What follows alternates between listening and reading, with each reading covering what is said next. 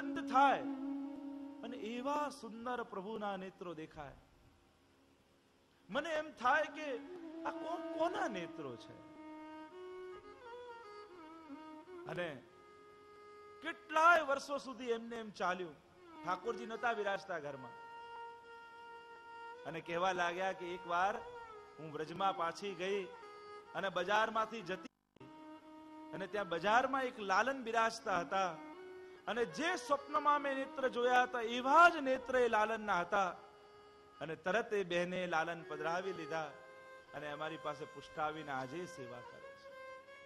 તો પ્રભુ પહેલી કૃપા દ્રષ્ટિ દ્વારા કરે છે. અને એટલે જ એક નિયમ બનાવજો. કાલે પણ મેં કહ્યું હતું એમ, રોજ 5 મિનિટ ઠાકોરજી આગળ ઊભા જરૂર રહે.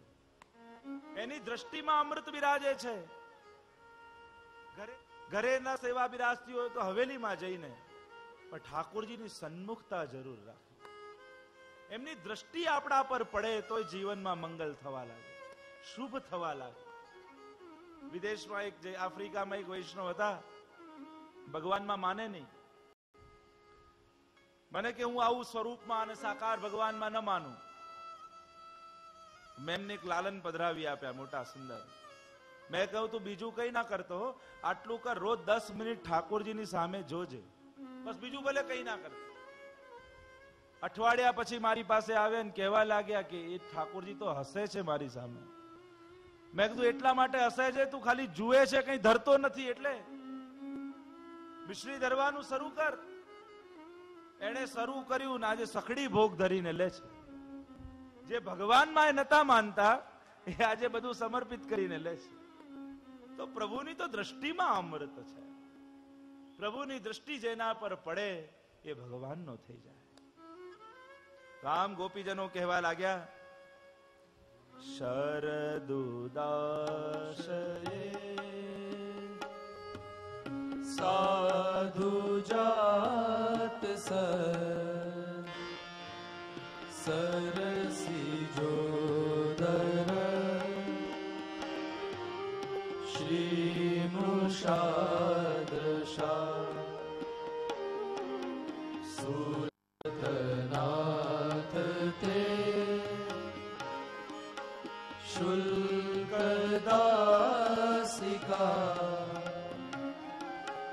વરદનિઘ્નતો નેહ કિં વદ. ઓ શ્રીનાથજી આવજો તમે,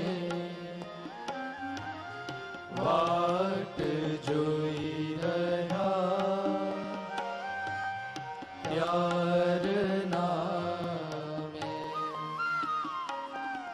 गोपियां कहने लगी, प्रभु आपकी वो दृष्टि का हम स्मरण कर रही हैं, प्रकट हो जाओ और वही दृष्टि से वापस हमारी ओर निहारो. फरी ये दृष्टि ની કૃપા અમારા ઉપર કરો.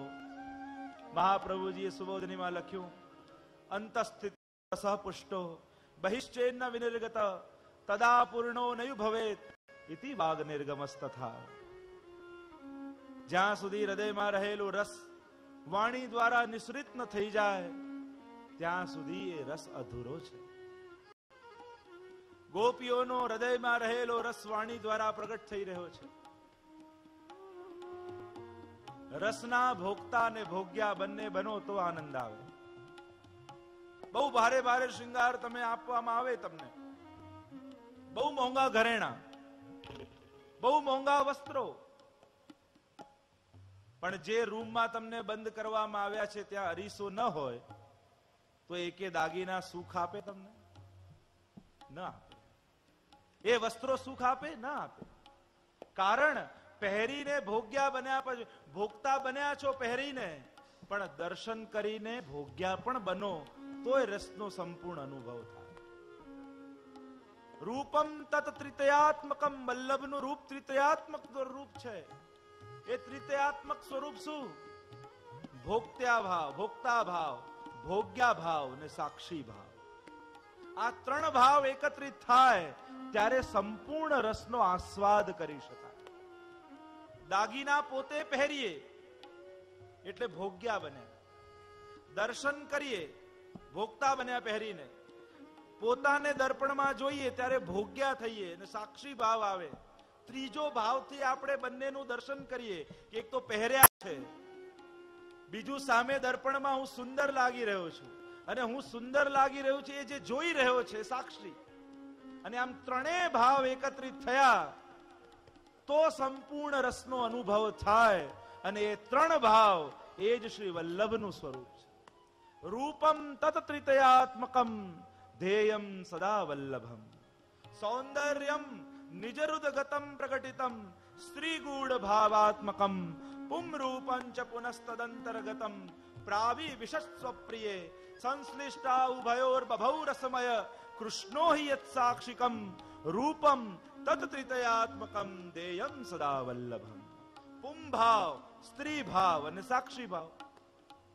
તો પુંભાવ એ ભોક્તા ભાવ, સ્ત્રી ભાવ એ ભોગ્યા ભાવ અને ત્રીજું સાક્ષી ભાવ. અને આ ત્રણ ભાવ એકત્રિત થયા એ ત્રિતયાત્મક સ્વરૂપે શ્રી વલ્લભનું સ્વરૂપ. અને આમ ત્રણ દ્વારા જ રસનો સાચો અનુભવ, પૂર્ણ અનુભવ થાય. અહીંયા ગોપીઓજનોના હૃદયમાં જે રહેલો રસ છે એ વાણી દ્વારા નિશ્રિત થઈને પૂર્ણતાને પ્રાપ્ત થઈ રહ્યો છે. હૃદયમાં જે આનંદ થયો, જે અનુભવ થયો અને વાણી દ્વારા અષ્ટ સખાઓએ ગાન કર્યું અને એટલે જ પૂર્ણ સુખનો અનુભવ થયો. નહીં તો આપણને એમ થાય કે અષ્ટ સખાઓએ આવી ગૂઢ લીલા કેમ પ્રગટ કરી? કારણ જ્યાં સુધી વાણી દ્વારા નિશ્રિત ન થાય ત્યાં સુધી એ રસ અધૂરો રહી જાય. આમ ગોપીજનો કહેવા લાગ્યા કે આપની એ પરમ કૃપા દ્રષ્ટિ અમારા હૃદયને વેંધી અમારા પર કૃપા કહી રહી છે. એમ કહેતા આગળ ગોપીજનો ગાન કરવા લાગ્યા.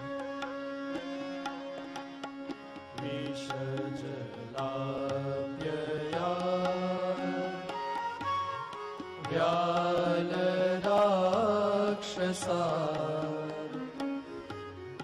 વર્ષ મારુતા વૈદ્યુતાનલા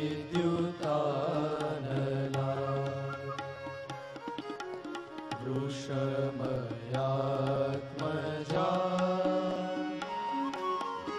વિશ્વતો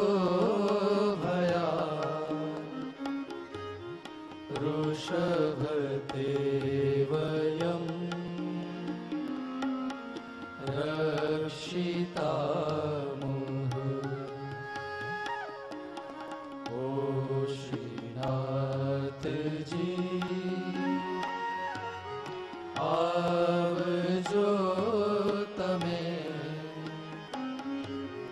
વાટ જોઈ રહ્યા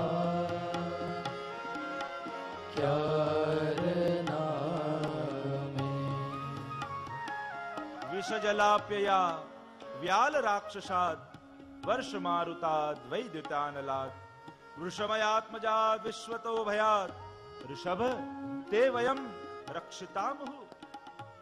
હે શ્રેષ્ઠ, હે ઋષભ, વિષજલાપ્યયા વિષવાળા જળથી, વ્યાલ રાક્ષસાદ સર્પ અને રાક્ષસથી, વર્ષ મારુતાત વર્ષાથી, પવનથી, વૈદ્યુતાનલાદ વીજળીથી, દાવાગ્નિથી,